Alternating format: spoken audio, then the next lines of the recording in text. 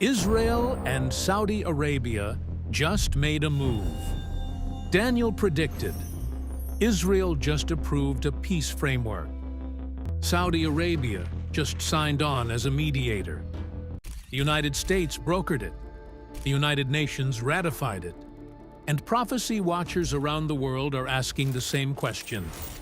Is this what Daniel saw 2,500 years ago?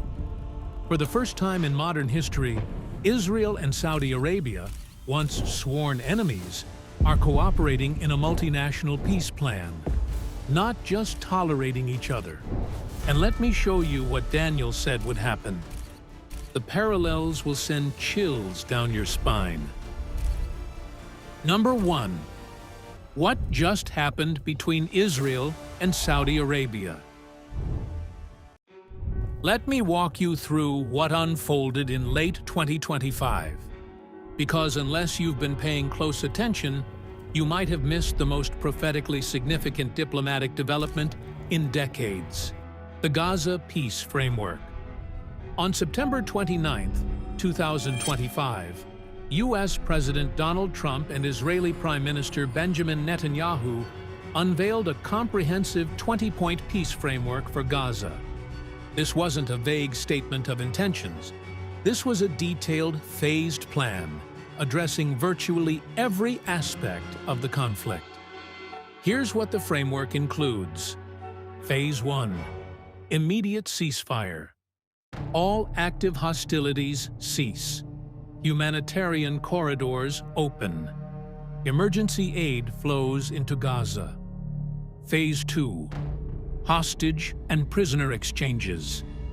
Israeli hostages returned.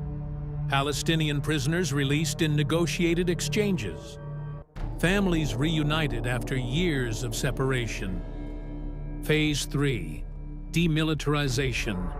Gaza is demilitarized under international supervision. An international stabilization force, backed by the UN, oversees security. Weapons caches are dismantled. Militant infrastructure is neutralized. Phase 4. Governance transition. Hamas is removed from governing authority. Phase 5. Reconstruction. Massive rebuilding effort begins. Housing, infrastructure, hospitals, schools, all reconstructed. Economic development zones established. Trade corridors opened. Phase 6. Long-term stability. Permanent security arrangements implemented. Regional economic integration pursued. Pathway to broader normalization with Arab states. This is the most comprehensive peace framework ever proposed for the Israeli-Palestinian conflict. And it didn't stay on paper. UN Security Council Resolution 2803. On November 17, 2025, the UN Security Council passed Resolution 2803. The vote: 13 in favor, 0 against. Russia and China abstained, but did not veto. The resolution formally backed the peace framework. It established a multinational authority for Gaza's future. It provided legal and peacekeeping support through the United Nations. For the first time, the international community, East and West, aligned around a single Israel-centered peace plan. That alone is historic. But here's where it gets prophetically significant. Saudi Arabia steps in. Saudi Arabia, the most influential Sunni Arab power on earth, stepped into this agreement, not as a reluctant observer, as a key player. Saudi Arabia is acting as one of the primary mediators. Saudi Arabia is one of the major financial contributors to reconstruction. Saudi Arabia is endorsing the framework and encouraging other Arab nations to participate. This is unprecedented. For decades, Saudi Arabia refused to normalize relations with Israel. They demanded resolution of the Palestinian issue first. They held the line while other Arab states, UAE, Bahrain, Morocco, Sudan signed the Abraham Accords. Saudi Arabia was the holdout, the missing piece, the domino that wouldn't fall. Until now. Saudi Arabia didn't sign a bilateral treaty with Israel, but they joined a multinational peace deal that involves Israel, Arab states, the United States, and the United Nations. They're funding it. They're mediating it. They're legitimizing it to the Islamic world. And that changes everything. Number 2, what Daniel actually predicted. Now let me show you why this matters prophetically. Because Daniel didn't just predict a peace agreement. He predicted exactly the kind of coalition we're now watching form. The 70 weeks prophecy. In Daniel chapter 9, the prophet receives one of the most detailed prophetic timelines in all of Scripture. An angel named Gabriel appears to Daniel and reveals a timeline of 70 weeks that will determine the future of Israel and the coming of the Messiah. Daniel 9:24, KJV. 70 weeks are determined upon thy people and upon thy holy city, to finish the transgression, and to make an end of sins, and to make reconciliation for iniquity, and to bring in everlasting righteousness, and to seal up the vision and prophecy, and to anoint the most holy. 70 weeks. In prophetic language, a week represents 7 years. So 70 weeks equals 490 years, a period determined for Israel to complete God's purposes. Now here's what's crucial to understand. 69 of those weeks have already been fulfilled. They were fulfilled precisely to the day, according to many scholars, when Jesus rode into Jerusalem on a donkey, presenting himself as Messiah. 483 years from the decree to rebuild Jerusalem to the Messiah's triumphal entry. Fulfilled. But 1 week remains. The 70th week. The final 7 years. And that week has not yet occurred. There's a gap, a prophetic pause, between the 69th week and the 70th. We call this gap the church age, the age of grace, the time when God is calling out a people from every nation. But that pause will end. And when it does, Daniel tells us exactly how the final 7 years will begin. The covenant with many. Daniel 9:27, KJV. And he shall confirm the covenant with many for 1 week. And in the midst of the week, he shall cause the sacrifice and the oblation to cease. And for the overspreading of abominations, he shall make it desolate, even until the consummation. And that determined shall be poured upon the desolate. Let me break this down. He shall confirm the covenant with many for 1 week. A figure, most scholars identify this as the Antichrist, will confirm a covenant, not create a covenant. Confirm a covenant. The Hebrew word suggests strengthening, enforcing, or making firm something that already exists. This covenant involves many, multiple nations, multiple parties. It's not a bilateral agreement between two countries. It's a multinational arrangement, and it centers on Israel. The covenant lasts for 1 week, 7 years. But at the midpoint, 3.5 years in, the covenant is broken. Sacrifices cease. The abomination of desolation occurs, and the great tribulation begins. What this tells us. Daniel's prophecy reveals several crucial details. First, the final covenant involves many nations, not just 2. Second, the covenant already exists in some form before it's confirmed. Third, the covenant relates to Israel and likely involves peace and religious access. Fourth, a single figure rises to confirm and enforce it. Fifth, the covenant is ultimately broken, revealing its deceptive nature. Now here's what I want you to see. Daniel didn't predict that a covenant would appear out of nowhere. He predicted that a covenant would be confirmed, strengthened, made firm, enforced. That means a framework has to exist first. A structure of agreements, a coalition of nations, a pattern of cooperation. Before the Antichrist can confirm the covenant, there has to be a covenant to confirm. Number 3, the move Saudi Arabia just made, the missing domino. Let me explain why Saudi Arabia's involvement is so prophetically significant. The kingmaker of the Arab world. Saudi Arabia isn't just another Arab country. They are the Arab power. Consider their influence, religious authority. Saudi Arabia controls Mecca and Medina, the two holiest sites in Islam. Every Muslim in the world faces Mecca when they pray. Saudi Arabia sets the religious tone for over 1.8 billion people. Political influence. As the largest and wealthiest Gulf state, Saudi Arabia shapes the foreign policy of the entire Sunni Arab world. When Saudi Arabia moves, smaller nations follow. Economic power. Saudi oil revenues fund diplomacy across the globe. They can make or break regional initiatives with their checkbook alone. Diplomatic weight. No comprehensive Middle East peace plan can succeed without Saudi buy-in.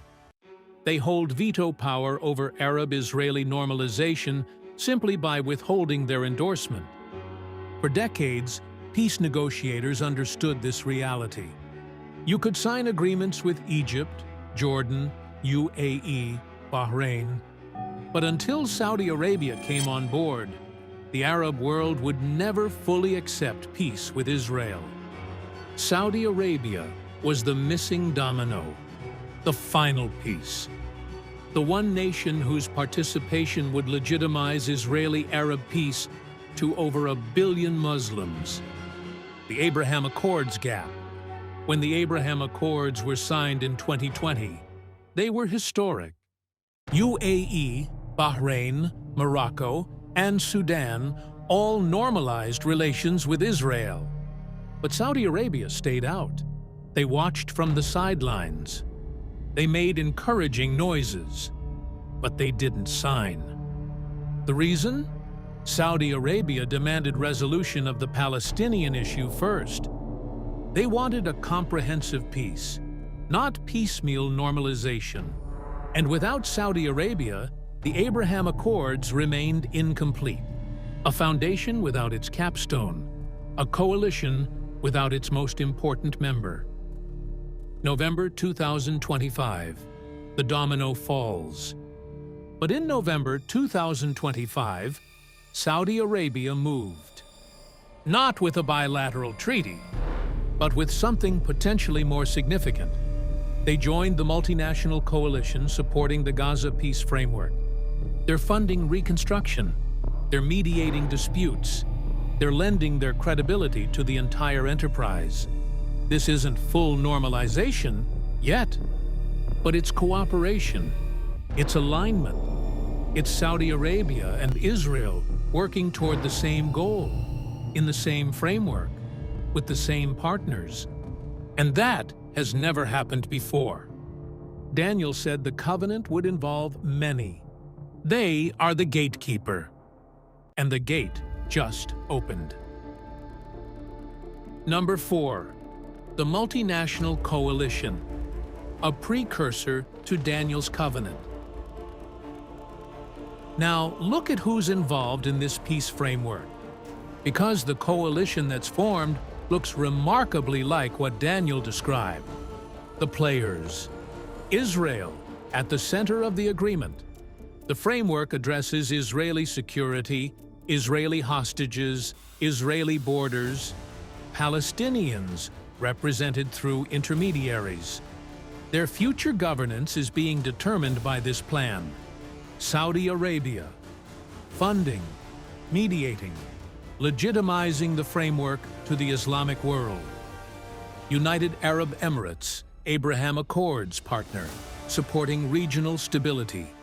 Bahrain, Abraham Accords partner, aligned with Saudi UAE position.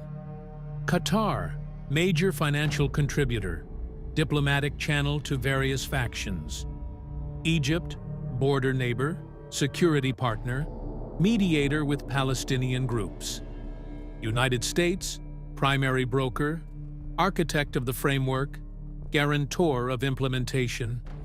United Nations, legal framework, peacekeeping authorization, international legitimacy. European Union, supporting role, humanitarian aid, reconstruction funding. Count the nations, count the parties. This isn't a bilateral agreement. This is a multinational coalition centered on Israel. With many, Daniel 9:27, KJV. And he shall confirm the covenant with many, not with one, not with two, with many. We have never seen more nations rally around a single Israel-centered peace framework than we do right now. Arab states, Western powers, international organizations, all aligned, all invested, all committed to making this work. Daniel said the final covenant would involve many nations. For the first time in history, we're watching that exact coalition take shape. The architecture, not the building. Now let me be clear, this is not the covenant of Daniel 9:27. The building hasn't been completed, but the architecture is being drawn. The scaffolding is being erected. The foundation is being poured. Before there can be a covenant to confirm, there must be a structure of agreements, relationships, and frameworks that can be confirmed. And that's exactly what we're watching develop. The Gaza Peace Framework isn't the final covenant, but it might be the template. Number 5, the language of false peace. Peace and safety. Here's something that should get your attention. Listen to the language being used to describe this peace framework, and then compare it to what Scripture warns about. The language of the Gaza Peace Plan. Officials promoting this framework are using specific phrases: a durable and lasting peace, an end to the endless wars, regional stability for generations, permanent security arrangements, peace and prosperity for all parties, peace, lasting peace, permanent peace, security, safety. Does that language sound familiar? The warning of Paul. The Apostle Paul, writing to the Thessalonians about the end times, issued this warning. 1 Thessalonians 5:3 KJV. For when they shall say, peace and safety, then sudden destruction cometh upon them, as travail upon a woman with child, and they shall not escape. When they shall say, peace and safety. That's the signal. That's the warning sign. When the world declares that peace has been achieved. When leaders proclaim safety and security. That's when sudden destruction comes. Not before, not during conflict. After the peace declarations, the destruction comes upon those who believed the peace was real. Like labor pains striking a pregnant woman, sudden, unavoidable, inescapable. The prophetic echo. When modern political leaders use phrases like lasting peace and permanent security, when they echo the exact language that Scripture warns will precede sudden destruction, we are required to pay attention. This doesn't mean every peace agreement is the final one, but it does mean we should watch carefully when the language of prophecy starts appearing in the headlines. Peace and safety. That phrase isn't random. It's a prophetic marker. and we're hearing it more and more.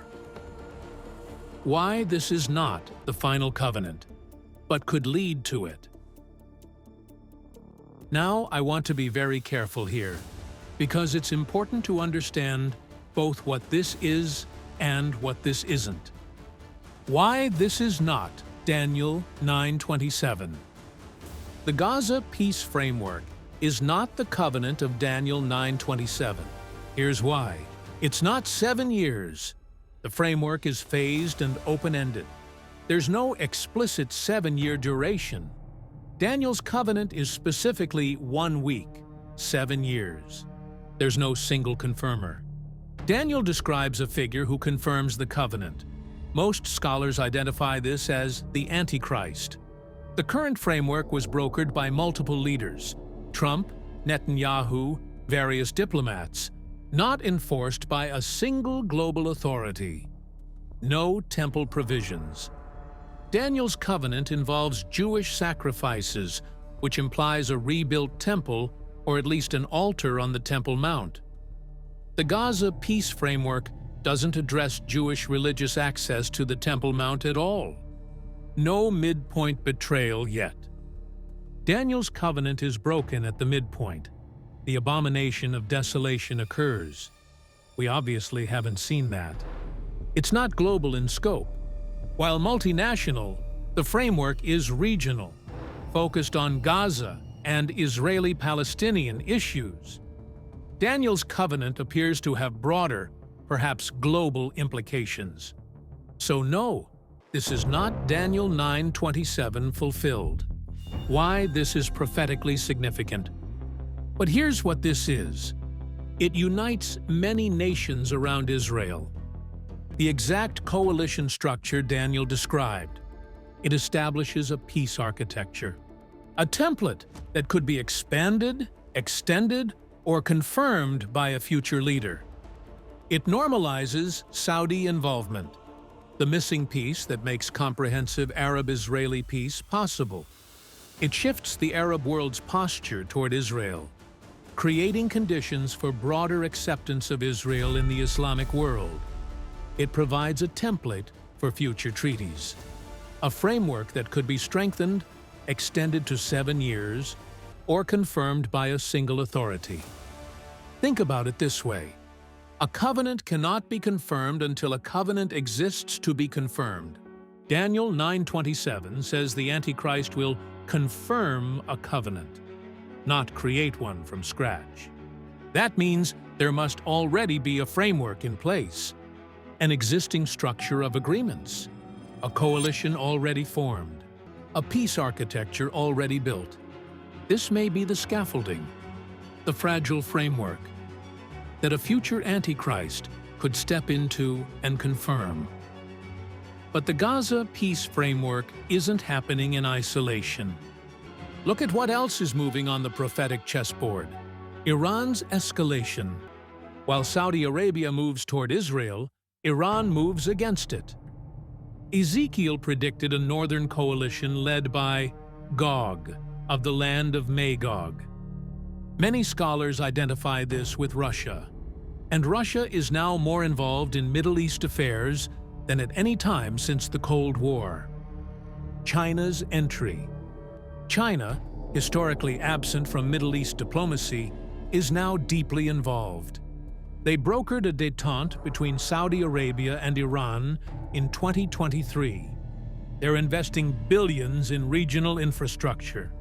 They're positioning themselves as an alternative to American influence. New players are entering the game. The Temple Mount. Perhaps most significantly, pressure is building around the Temple Mount.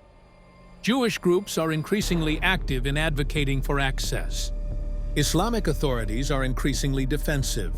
The Gaza peace framework, notably, doesn't address the Temple Mount. But any comprehensive covenant with many will eventually have to, because Jerusalem is the prize everyone wants. And the Temple Mount is ground zero of biblical prophecy. The pieces are moving. Daniel said the final weeks before the end would be marked by rapid geopolitical rearrangement. The pieces would move quickly. Old enemies would shake hands. Old friends would turn against each other. And all eyes would lock onto Jerusalem. That's exactly what we're watching. The pieces are moving into position. So, what does all of this mean? What should prophecy watchers take from these developments? 3 implications. First, the prophetic clock appears to be accelerating. Israel and Saudi Arabia cooperating in a peace framework is unprecedented. The coalition of nations aligning around Israel matches Daniel's description of many. Events that seemed impossible a decade ago are now headline news. The pace of prophetic development is increasing. Second, a new Middle East order is forming. The old order, where Arab states uniformly opposed Israel, is collapsing. A new order, where Sunni Arab states align with Israel against Iran, is emerging. This is exactly the kind of realignment needed for a comprehensive 7-year covenant. The regional architecture is being restructured. Third, the stage for the Antichrist is being prepared. No, the Antichrist hasn't been revealed. No, Daniel 9:27 hasn't been fulfilled. But the conditions that allow for fulfillment are developing rapidly. A multinational peace framework exists. A coalition of many nations has formed. The template for a 7-year covenant is in place. All that remains is for the right figure to step forward and confirm it. The stage is set. The actors are in position. The script is written.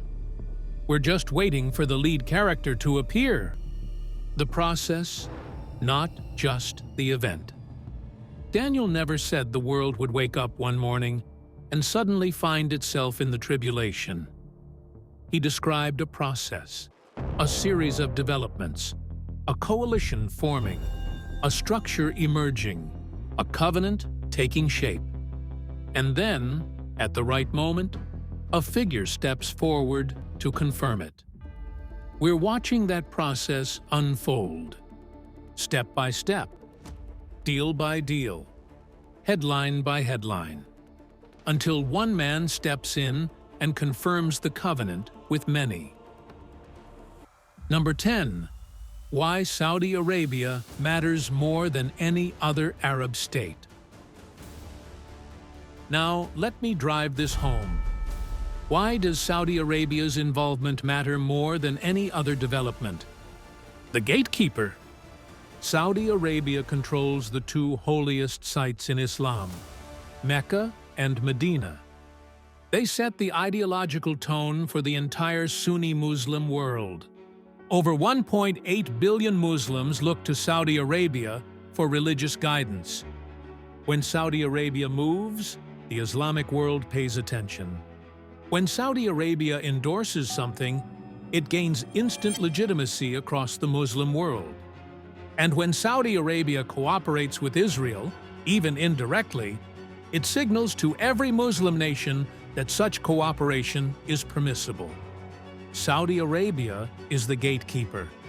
They hold the keys to Arab-Israeli peace. Without them, no peace framework will ever gain full acceptance in the Islamic world. With them, everything becomes possible. The last domino. The Abraham Accords normalized relations between Israel and several Arab states. But everyone knew those were the easy agreements. UAE and Bahrain had quiet relationships with Israel for years. Morocco and Sudan had their own motivations. The hard one, the one that would truly transform the region, was always Saudi Arabia. They were the last domino, the final piece, the nation whose participation would complete the puzzle. And now they're participating. Not fully normalized yet, but cooperating, funding, mediating, moving. The last domino is falling. Why Daniel's prophecy needed this. Daniel never mentioned Saudi Arabia by name. The Arabian Peninsula barely appears in biblical prophecy. But here's the thing. You cannot have a comprehensive Middle East peace involving Israel and the Arab world without the most influential Arab state. You cannot have a covenant with many while the leader of the Sunni world refuses to participate.